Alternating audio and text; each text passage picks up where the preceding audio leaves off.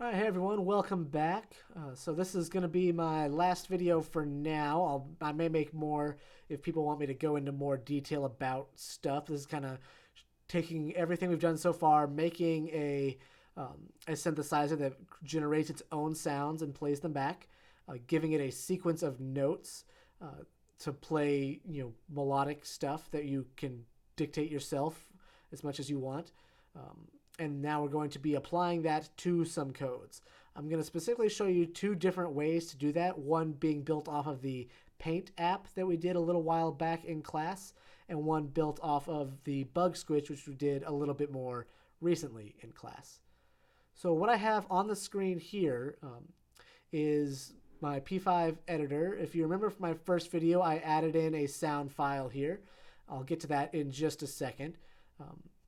But essentially all I've done is combine this with my own version of the Paint app. Before I give the coding assignments, I usually go through and make my own versions of them. So this one may behave a little bit differently. I was just kind of playing around with a bunch of different possibilities. Some of it worked, some of it didn't, and that kind of resulted in the version you all got in class. But I'll kind of go through this briefly just as a refresher, just because I don't know when people are watching these. So I've combined what we had before. I still have some of the music stuff here with all of the melody sequence. I've added in, this is the Paint app stuff with setting the color. I'm actually going to make this a little taller.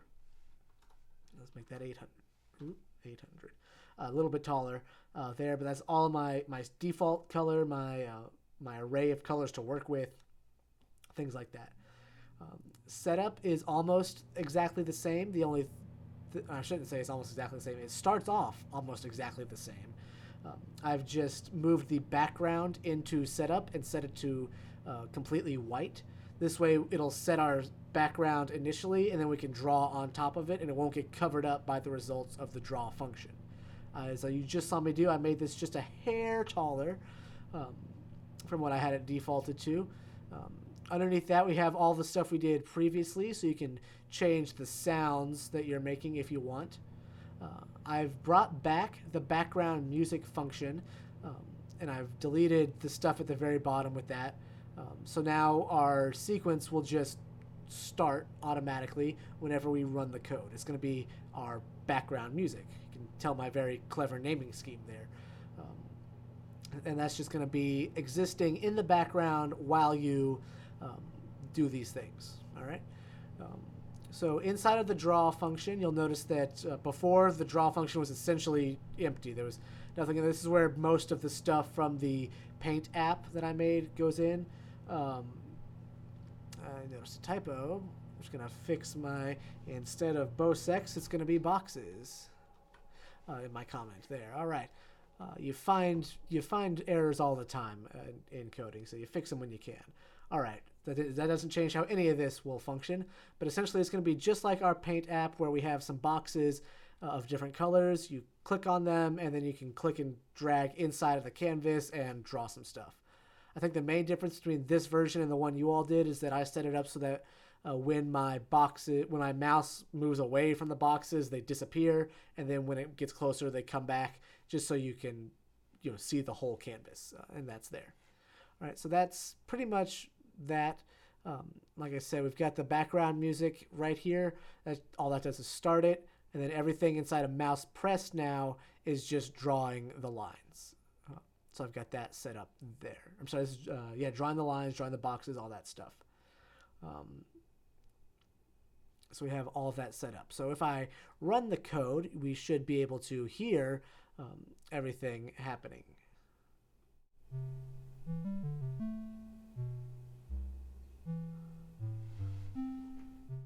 You notice my stuff went away as I move my mouse over here.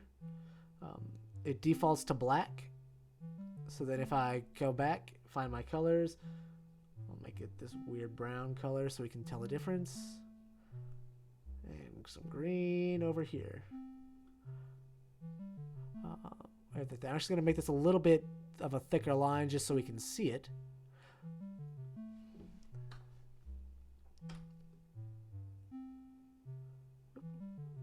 Come on, there we are. didn't really do much. All right. Anyways, that's regardless. So anyway, we have all of this happening here.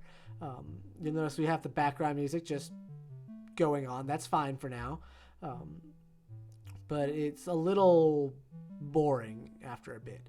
So what I'm going to do is add in some stuff to make it's a little bit more interactive. All right. So I've already added in this variable here called click noise. If you pause the video and put in the comments what you think it's going to do.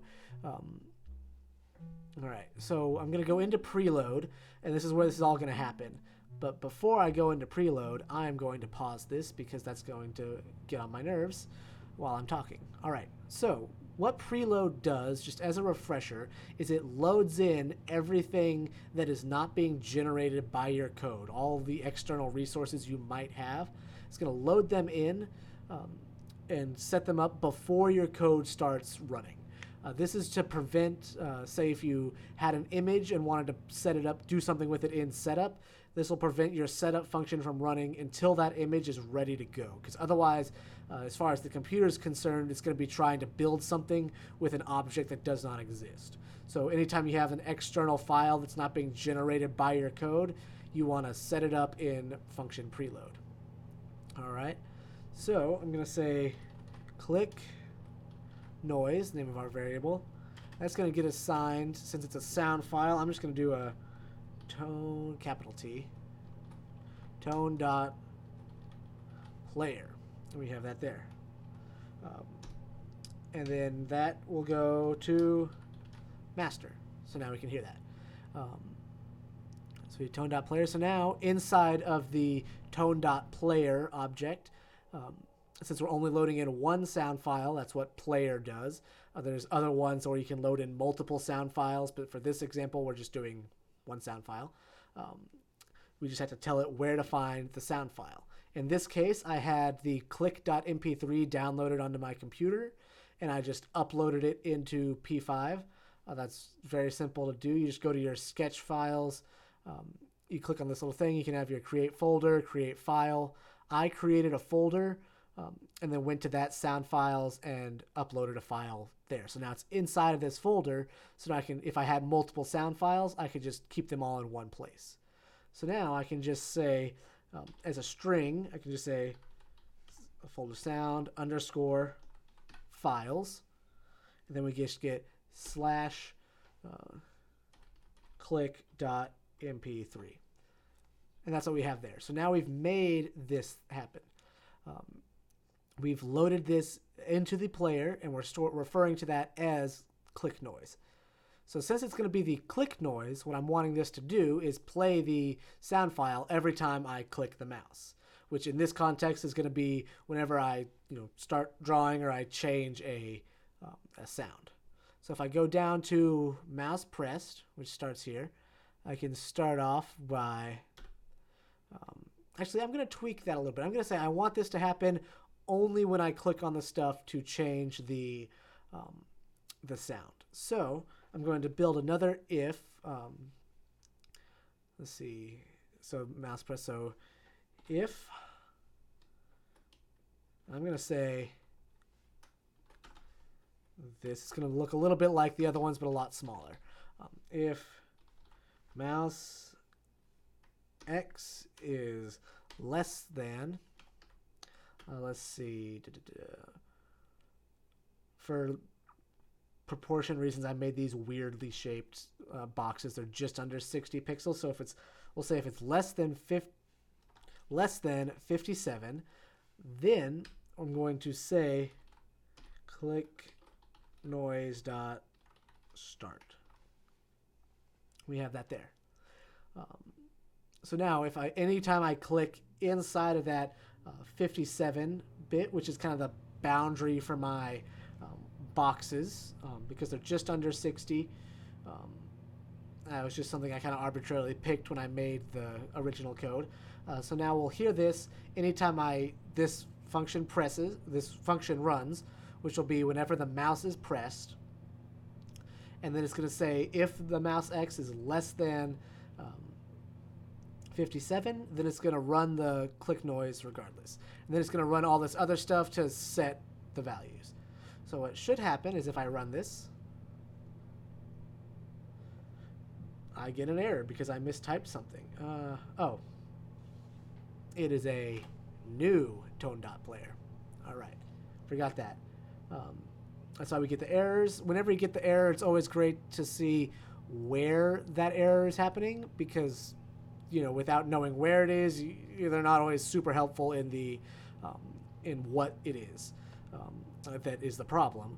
So that'll tell you where it is and you can hopefully find it. This one was actually pretty helpful. It needs to be called with the new keyword. So I just had to go in and type in new when I made the new tone player. All right, so now we get our sound happening. I'm going to move my mouse over here, and I'm going to click and draw. Nothing happens. And so we should get, as I move over here inside the boxes, we're going to get a kind of annoying beep noise, but that's just kind of what I had. And no, we don't.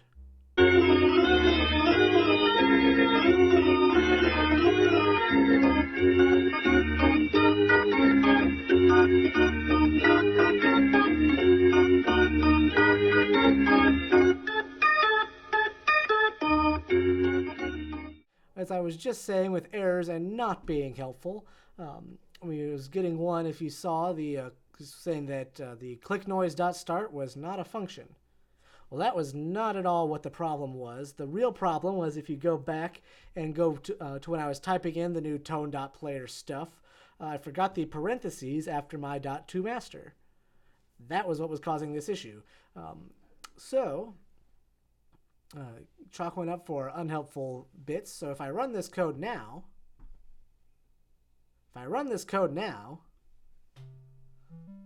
we get our little background music.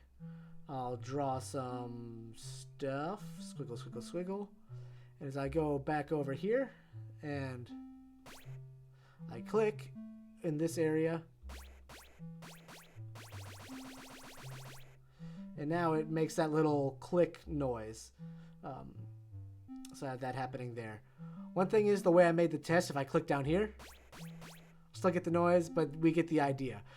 You could just go in and say if it's, if mouse X is less than 57 and less than 5, mouse Y is less than 570, you can map it to the boundaries of this little square bit.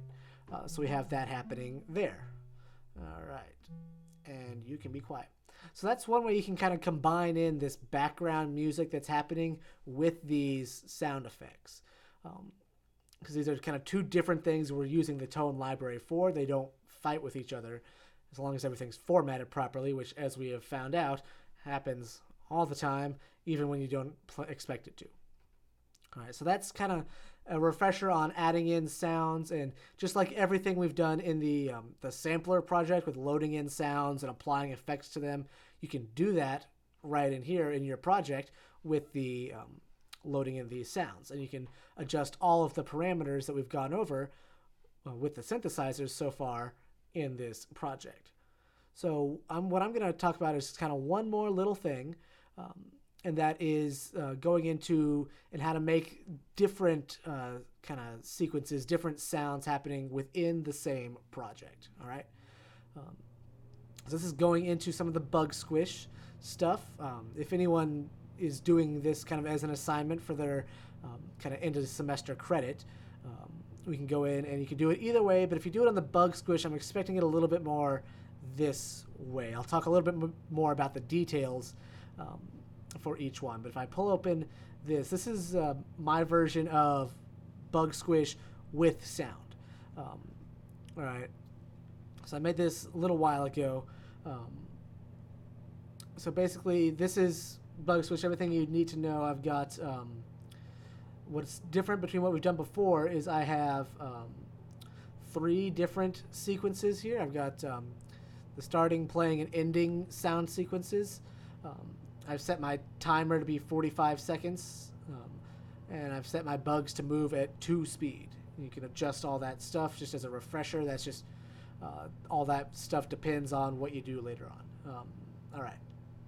So as I move down into preload, like I said, I've got all of my images here, and then I've added in a sound effect for whenever my bugs get squished, just like I did previously in the Paint app, and added in a sound effect for whenever I clicked on the new squares. Now it's going to be a squish sound whenever I click a bug. All right, this is just loading in all the stuff in setup. This is just making all the bugs, making the group thing. This is making all the bugs, making all the group things. We have that happening in setup. But what you'll notice is as we get down here, I've got the synthesizers happening. I've got some slightly different synthesizer stuff than what we've done before. It's the same kind of thing. I'm just using a different synthesizer. It's just like this other one, only it does some more stuff that we won't have time to get to in this class with everything going on. If you really want to know about amplitude modulation, you can send me a message or leave a comment, and I'll talk about amplitude modulation in class. So we'll go from there. But basically, it's just some synthesizer. It does some stuff, but I've got 3 of them happening. So if I scroll down, this makes my setup function huge. But then there's synth 2. Scroll down a bit. Actually, no, I've got 2 of them, and it changes. I've got 2 of them, not 3, and it just changes it. So I've got 2 different sounds going on, and I'll just change what's happening. The part underneath that is where I've got the adding in those sequence of notes. So I've got that happening there. I've set the tempo, and I've started all the stuff. I've told it to loop in the background. All of that should not be new, especially if you watched all these videos relatively close to each other. It's all right there. Down here inside of function make bugs, just for fun, I'm going to play that squish sound right at the start every time we make bugs. And then underneath that, it's just making all of the bugs here, giving them the animation, setting the rotation stuff, telling them where to appear, saying you're not going to be squished. When you click on it, do this stuff. So what it's going to do is, if I click on the bug, it's going to make it be the squished animation. It's going to make it so it doesn't move. And if I haven't squished it yet, it's going to reduce the amount of bugs I have left, increase my score. It's going to go away after 1,000 frames, and then it's going to play that squish sound. So compared to before, I'm getting a little more in-depth in the triggers for this sound playback.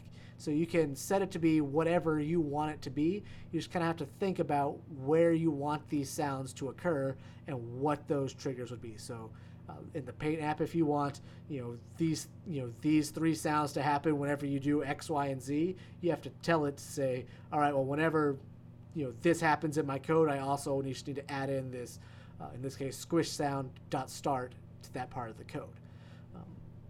So you can just kind of experiment and see what's going on. What I want to point out, though, is when we get down into draw. So this one we just made all the bugs. Yeah. That's a big chunk of the code there. In this project, kind of one of the main parts outside of applying what we've learned for sprites and animation is talking about game states or play states, just different states that in this case, game or whatever program you're writing exists in. It's kind of like saying I'm going to be, here doing this kind of thing, and then I'm going to move over here and go over here. It's one way to think about it would be kind of like a tadpole or a caterpillar. They start off in one state, they move to another, and then they go on to their third state. So, larva, pupa, adult, things like that. In games, you could have them jump in different orders, move back and forth. Just depends on how complex of a game with different states you want.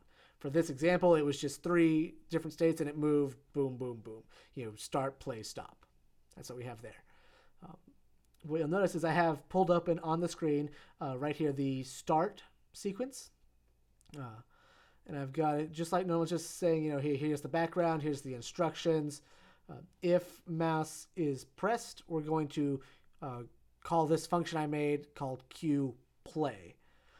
And what these are done, I've made a few functions, and it's going to essentially just cue or start the sound for the next sound for the next play state. So it's going to cue the play state sound.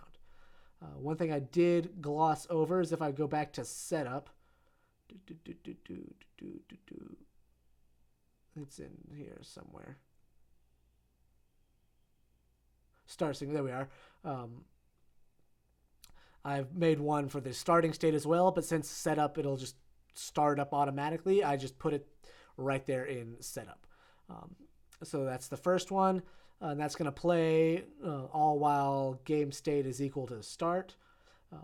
And then the very last thing in that thing is going to stop. It's going to cue the play, and then that's going to happen during that and during the play state. And then at the very end, we get to cue the end state sound, which again, just like the other one, when we get down to it, is going to cue the music that's happening in the end state. That does all of its stuff. And then at the very end, if you restart the game, it's going to stop the ending sequence, and it's going to run setup again, which is going to remake all the bugs, reset all the scores, and then at the very end, restart that starting sound. So that's what's happening there. If I scroll down, we get, we're showing the sprites, we're moving the bugs around. This is mine's a little more complex in terms of making different various numbers of bugs.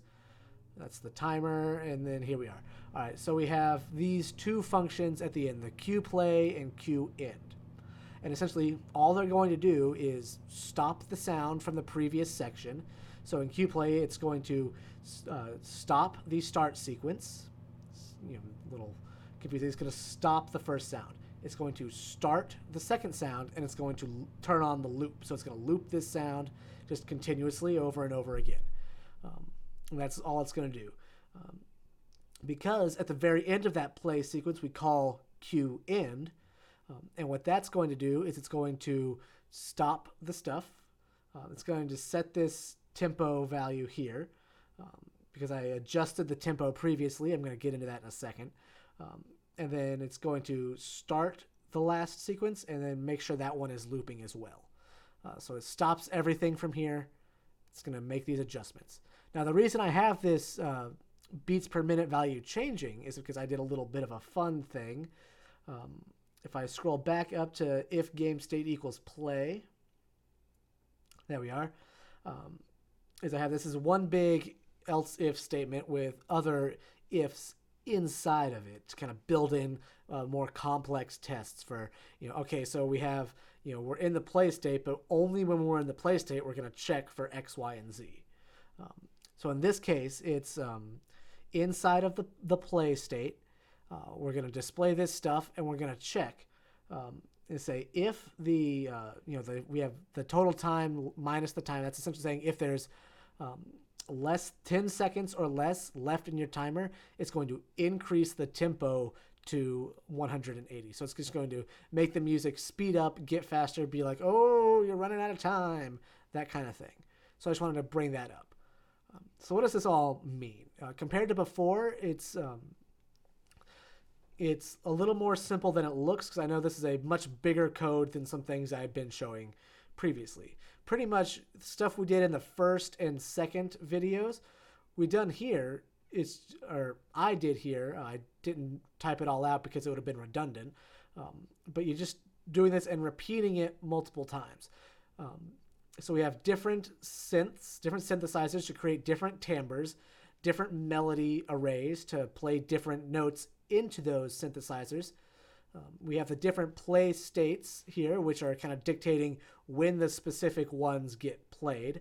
And that's all done in setup. I'm just saying, hey, play this sequence or play that one, load this one into that. So that's just like we did in the first and second videos in this sequence. I've loaded in a sound just like I did at the beginning of this video, and that's being played by triggering whenever I click on a bug. Again, just like I've done before, it's just slightly more complex and slightly more interactive. This really all comes together when you experience it. So I'm going to play through this game real quick for 45 seconds, and we'll hear this. This is some different melodies. I just kind of threw these together pretty quick. We get them happening there. So if I run this, we'll start here. I'm going to stop talking in just a second, but I'm going to run this, and I'm going to, you'll be able to hear all three of the sounds. Actually, I think I'm going to do it twice, once without me talking, once with me talking, to kind of illustrate the different sounds. And then I'm going to wrap this video up just by talking about what to expect if you want to do some of this end of semester extra credit / optional assignment. All right. So I'm going to start off. I'm just going to make this a little smaller. If I can. There we go. All right. So if I run that.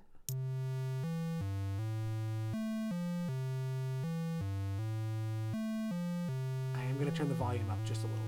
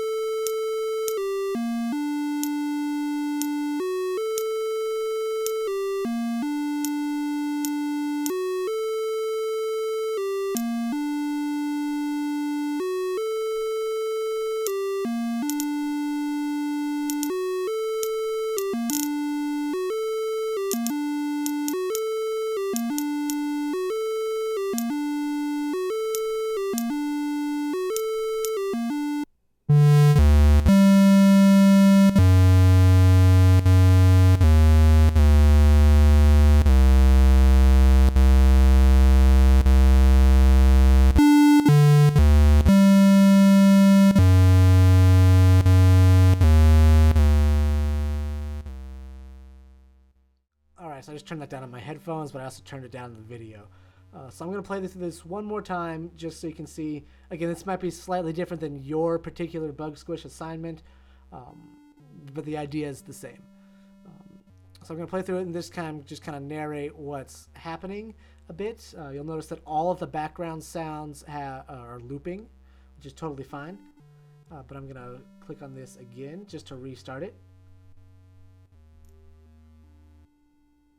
Oh, I'm not hearing stuff. I'm just going to restart the code just to start it. That's a bug I got to fix. No pun intended. Actually, I may have just turned down my headphones too much. So I'm going to run this again. There we are. So again, this is just that opening melody happening again and again. It's just the very end of that setup function where I say, hey, play the start sequence, which I've loaded into a sequence happening after my synthesizers. Start sequence equals new, blah, blah, blah, blah. And then the play sequence has the same synthesizer, now that I'm actually going into this in detail. And you'll notice the ending one sounds different because it's in a different synthesizer. But then we get that start sequence dot start. So just like the normal assignment, if I click it, we're going to move into the next bit. So now the melody has changed, but it's the same synthesizer. And you'll notice as I click the bugs, a little click noise happens.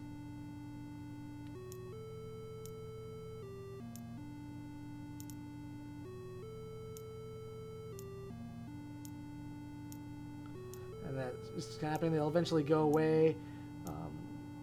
I'm going to stop clicking for now because in about 8 seconds you'll notice that tempo spike up.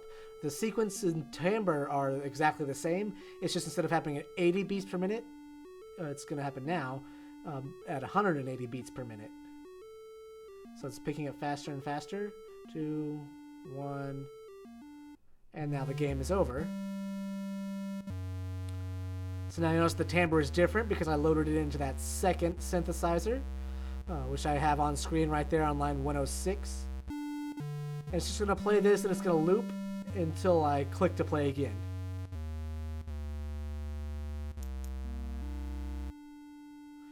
There we are. And now it goes right back to the play. And it's playing that again. If I were to keep going, it would go bit by bit. and speed up, but I'm not going to go through that because we've already heard it twice. So that's different ways you can kind of apply this in tandem with recorded sounds, which we've already done, into different projects. And this was actually going to be a in-class assignment to kind of combine these things into either your Paint app or your Bug-Squish. So that brings me to kind of the wrap-up of this little series of 3 videos. And what I'm going to say is for the assignment, it's completely optional for the rest of the year, but if you do it, you'll get, and it's all done properly, you'll get some extra credit. So what you're going to have to do is in either your Paint app or your Bug-Squish, your choice, is you're going to have to add in at least 3 different sounds to each of them. All right, so you have to create your own. All right, so that being said, you cannot go into these codes that you're seeing online and copy my melodies. That you won't get any credit at all for doing that. You have to come up with your own. You can experiment around, but they have to be largely different. I'll actually be checking that, and if they're pretty much the same thing, then I'm going to say try again. So you have to do that. You have to have, I say 3 different sounds. Total, it's going to be a combination of the synthesizer stuff that we do and the pre-recorded sounds. So if you want to have, like I've done in both of these codes, have a single pre-recorded sound, that's fine. That can count for one of your sound effects. You just have to trigger it so that it works properly, like I've done in this code, and in not quite as much, but also in this code, so when I'm clicking in certain areas, sounds pop up. If you do it in Bug-Squish, the logical one is to have it happen when you squish the bugs. If you do it in the Paint app, it makes sense to happen when you click on the squares to change the colors. Speaking of Paint app, I'm going to go through where they're different now. In the Paint app, what you can do is have the background music like I did, but what I didn't do is add in an additional sound. So essentially you have to add in a play state for this, which is essentially when your mouse is clicked, but not where your squares are, to then play back a second synthesizer bit. So it's, instead of the background music, you're now getting the drawing music. It's just a different sound to happen while you're interacting with this code. If people are having trouble with this and want some help, I can make another video later on kind of detailing some of how that works. I don't want to give it away. But I think between all 3 of the videos I've done, since you can rewatch these as many times as you want and pause them, there should be enough between this code and the Bug-Squish code to kind of figure out how to get all of that together. I believe in you. All right. So anyway, so for Paint app, for both of these, you can have one pre-recorded sound that you can trigger in some way, but then you want to have at least 2 other sounds. For Paint app, it's just background music and drawing music, because there's not really a game over state. There's different states where you can apply different transitions. It just kind of makes sense. You're either drawing or you're not. So that's that. In the Bug-Squish, you essentially would set it up just how I set it up. You don't have to have 3 of them. You can if you want. I'm only going to be grading on 3 sounds, and one of them can be a pre-recorded bit, like when you click on the bug, or you can have 3 different background sounds. So you could have the first one be the starting screen and the playing screen, and then a game over screen. Just as an example, again, you want to have, I'm going to keep reiterating this. You have a total of 3 sounds. One of them can be pre-recorded that you trigger in some way, and then the other 2 are synthesizer-based sounds. You have to have at least 2 of them that you write your own melody for. They can't be the ones that I've been having on the screen all the time. You have to do that. And then they have to change in some interactive, intuitive way. They can't just randomly switch at some point.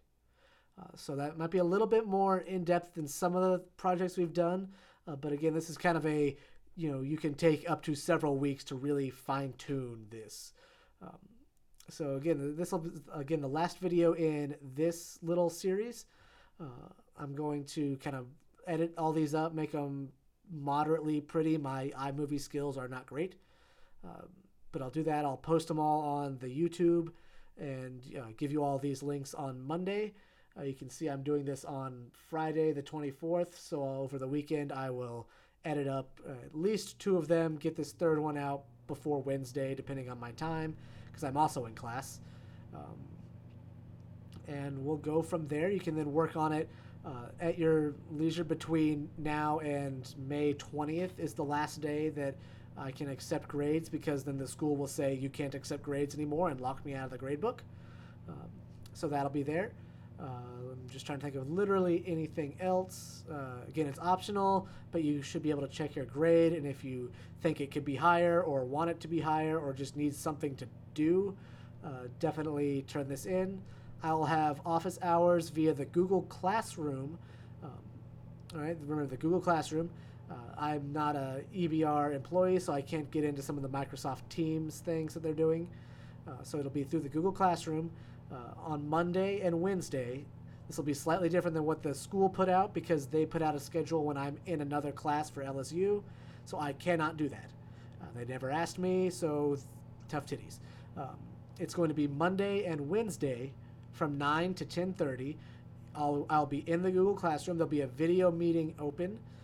You can just click right on that and join in. I'll have it for both of my classes at the same time. You can come in if you want any time in that time block, and I will be there to answer questions, show some code stuff as much as I can. I'm still working out the details, but I'll be able to answer as much as I can doing things that way. Do that there. I'll also have some time on Friday between 10:30 and 11:30. So again, that's Monday and Wednesday between 9 and 10:30. I will be in the Google Classroom. I'll have a video meeting open, so you can just access it right there. Just log in. You're already in the Google Classroom. So you can do that. And then on Friday, the same thing between 10:30 and 11:30. Other than that, you can message me anytime in Remind. And I'll have that there. I'll be able to answer as soon as possible. I'm generally available and flexible, but again, I just have other stuff that I gotta get done and finish up, because the LSU semester is ending as well. So there's just everything to get done. So with that, I will leave you all and say stay safe, have a great summer, great end of the year, all that fun stuff, and I will hopefully see you all in the class meeting. Bye.